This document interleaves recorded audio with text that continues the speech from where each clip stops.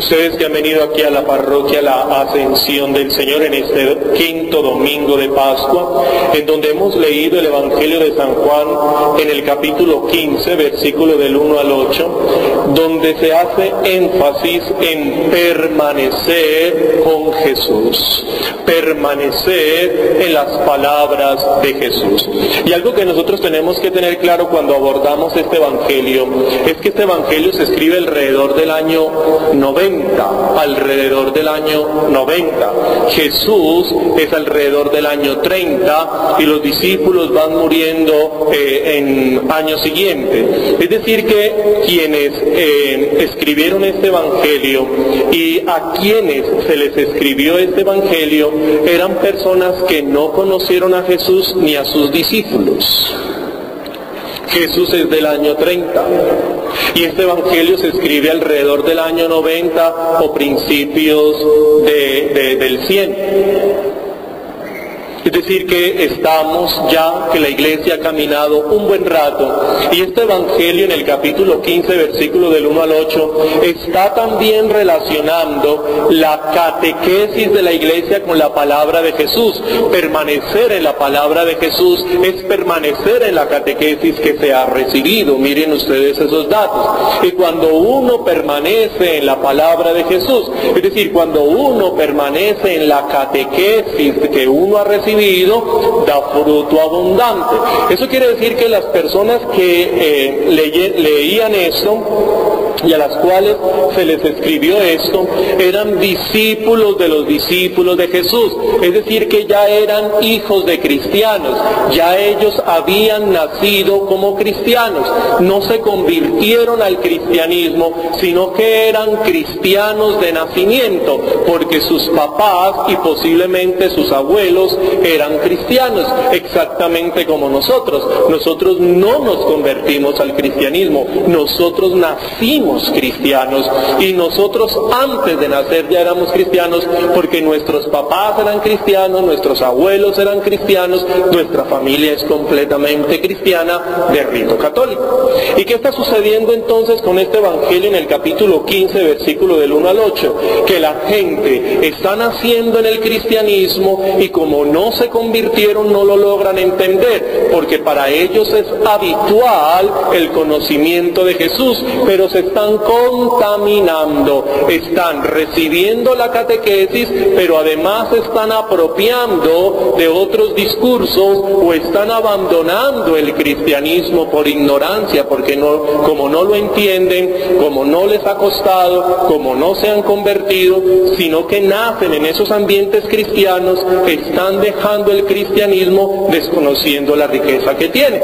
Y por eso el catequista Juan, quien escribió este Evangelio de San Juan en el capítulo 15 del 1 al 8, le está diciendo a estas personas: ojo, permanezcan en lo que se les ha enseñado, miren, descubran la importancia de la conexión con Jesús para dar frutos y frutos abundantes. Y eso nos pasa a nosotros que hemos nacido en una sociedad católica, de tradiciones católicas, con principios católicos. La mayoría de nosotros no entendemos el cristianismo porque no lo estudiamos, no nos convertimos a él, no nos es como un elemento necesario para investigar, porque nosotros somos católicos, procedemos de familias católicas, hemos tenido contactos católicos y por eso muy fácilmente dejamos el cristianismo o lo contaminamos con otras realidades.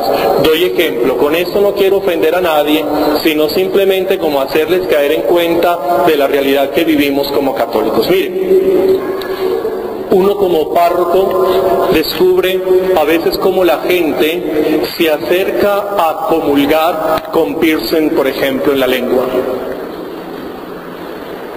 Entonces uno ve que los muchachos llegan con un gancho ahí en la lengua, o llegan con unos ganchos pegados como en la punta de la lengua. Eso para nosotros los creyentes no está bien. Y ellos se acercan a comulgar. Son católicos, fueron bautizados, hacen su primera comunión, se confiesan, pero no tienen ningún problema en ponerse en esos ganchos en su boca o o desfigurarse en las orejas, entonces ponerse en unos ganchos en las orejas, abriéndose en las orejas, o los ganchos en la cara, donde eso no es de nuestra sociedad y no es de nuestra cultura, como católicos pues. O he encontrado, por ejemplo, que a veces padrinos de bautismo o a veces personas que vienen a misa se acercan con unos tatuajes enormes en la mano. Todos tallados, todos tatuados, toda la mano tatuada. Una vez un padrino de todo el cuello tatuado vino con una camisa negra y todo el brazo tatuado. Padrino.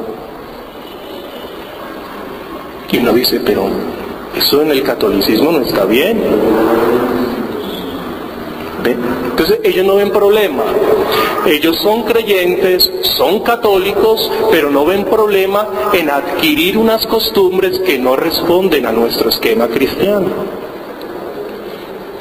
O personas que se casan por lo civil y quieren que se confiesen, quieren seguir comulgando, en donde un cristiano medianamente culto sabe que una persona que se casa por lo civil o que está en unión libre no se puede confesar, no puede recibir la comunión, y ustedes ven que hay personas católicas, de principios católicos, de familias ultracatólicas, que se van a vivir con el esposo, con la novia o el novio, y quieren seguir común y corriente y no le ven problema. Padre, pero ¿qué problema es ese? Mire que nos queremos, yo solamente le respondo a esa muchacha, yo no soy infiel. Es que el problema no es ese, el problema es que no responde a unos esquemas y a unos valores y a una institución. Nosotros no le debemos de echar cantaleta a nadie. Ningún joven debería de recibir una cantaleta ni de su papá ni de su mamá. Los muchachos no deberían de recibir el rechazo de sus familias ante unos comportamientos sociales, porque ellos mismos, nuestros jóvenes, deberían de saber qué les conviene o qué no les conviene. Nuestros jóvenes deberían de saber que cuando la sociedad les propone tatuarse, o cuando la sociedad les propone ponerse en esos ganchos en la cara, o cuando la sociedad les propone realidades que no responden a los valores cristianos, ellos de manera consciente, libre y responsable deberían de decir: no, eso no responde a mí. Si tú te quieres colocar un tatuaje, yo no puedo hacer nada, pero yo no me lo voy a poner. De todas maneras, yo no quiere decir que no vaya a ser amigo tuyo, relacionarme con usted, pero yo no me pongo eso. Y cuando le pregunten uno por qué, porque no responde a mi personalidad. Mi familia me enseñó a quererme, a valorarme como soy, y no necesito adicionarme nada más de lo que ya tengo. Si algo me voy a poner es para mejorarme, no para empeorarme. Y mire que eso no sucede. ¿Por qué? Porque desde las familias no le enseñamos a la gente a valorarse, a respetarse, a amarse. ¿Ve? Eso es lo que nosotros no hemos valorado. Mire, nosotros no tenemos problemas para bautizar niños, nosotros no tenemos problemas para casarnos, nosotros no tenemos problemas cuando un enfermo necesita la unción, porque si ese sacerdote no va, pues va el de la esquina, y si el de la esquina no va, pues va otro. Y por eso nos damos el lujo de no bautizar a los niños, y por eso nos damos el lujo de no casarnos, y por eso nos damos el lujo de dejar que la gente encuentre la muerte sin la unción. Porque como lo tenemos todo ahí, y como está sobreabundante la gracia de Dios, nos damos el lujo de rechazarla. Pero hay países, y no hablo de países subdesarrollados, y no hablo de países pobres, sino de países muy, muy desarrollados, donde la gente tiene que coger un carro y desplazarse 1 hora o 2 para que un sacerdote les bautice a su hijo y no crezca como un animal. Se demora 1 o 2 horas en carro desplazándose a una parroquia católica para que un sacerdote le unja a un niño. Y a veces tienen que cambiar de estado, de un estado a otro estado. Tienen que salir esa gente para que su hijo no crezca como un perro, para recibir el sacramento del bautismo. En Europa, a veces las familias tienen que ir a buscar un sacerdote de un estado a otro para que le haga un entierro digno a su papá, a su hermano, a su esposa o a su hijo, porque no encuentran sacerdotes, porque allá hay escasez de sacerdotes. Y un sacerdote responde por 5, digamos, regiones. Por ejemplo, que un solo sacerdote responde por Bello, por Copacabana y por Girardota. Hágame usted el favor, un solo sacerdote. Entonces, claro, la gracia de Dios se pierde. Ahí la cantidad de gente que tienen que enterrar como un animal es demasiado. Porque un sacerdote para atender, por ejemplo, a Bello, eso es imposible. Y así tiene que ser.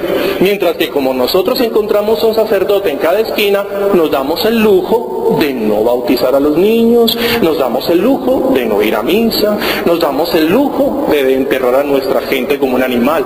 Por Dios.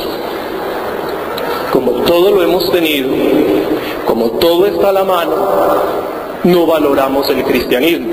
Pero cuando uno tiene que salirse de un estado mamífero, cuando uno tiene que salirse de ser un animal y poder convertirse en un ser humano, ahí es cuando empezamos a agradecer y a valorar lo que significan estos espacios religiosos. El que usted simplemente sale de su apartamento, sale de su casa y a unas 3, 4 cuadras encuentra una parroquia. Ahí es cuando uno agradece cuando un sacerdote se sienta en un confesionario y él le da a uno la absolución y uno se descarga hablándole a un sacerdote y uno se siente lo más de bien, que en otros lugares, por mucha plata que tengan, no encuentran un sacerdote que les escuche, por Dios bendito. Y lo peor es que haga usted el ejercicio mental. Mire que a usted se le muera su esposa, que a usted se le muera un hijo y que no haya un sacerdote que lo rece. ¿Cómo? Horrible, horrible, horrible. Que no haya un sacerdote que celebre una misa, por Dios bendito, y no lo hay. Y yo tenga que llevar a mi ser querido a un cementerio como un animal. Horrible, horrible. Pero nosotros nos damos el lujo de hacer eso. Como los tenemos en cada esquina, pues no valoramos. Mientras que esa gente sí se siente sola y tiene que llorar esa ausencia de las bendiciones de Dios, porque no tienen sacerdotes suficientes para que los bendigan. Continuemos nuestra celebración eucarística. Somos bendecidos por Dios realmente. Podemos vivir como seres humanos, no como animales. Y podemos encontrar en nuestro espacio sacerdotes que nos ayudan. Y lo mejor, en cada esquina encontramos el sacerdote. Si no no funciona, vamos donde el otro. Y si no funciona, pues vamos donde el otro. Pero vamos a encontrar siempre un sacerdote que nos escuche, que nos guíe, que nos oriente, que nos anime. Por eso tenemos que dar gracias a Dios y tenemos que valorar nuestro cristianismo, y eso se lo tenemos que enseñar a los niños, y eso se lo tenemos que enseñar a los jóvenes. Le tenemos que enseñar, mire, lo mejor que yo tengo es un esquema valorativo que se llama cristiano católico. Yo se lo entrego y yo le digo al joven, mire mis convicciones personales. Estas convicciones a mí me han servido para llevar una calidad de vida. A usted se las confío. Es eso. Que los jóvenes vean en nosotros personas de convicciones, y al vernos como personas de convicciones, ellos descubran que nosotros sí valoramos nuestra fe, que hemos heredado de nuestros papás, pero que hoy decidimos asumirla como propia. Nos ayuda mucho, créamelo. De pronto nosotros que no hemos salido de estas 4 paredes no valoramos lo que tenemos.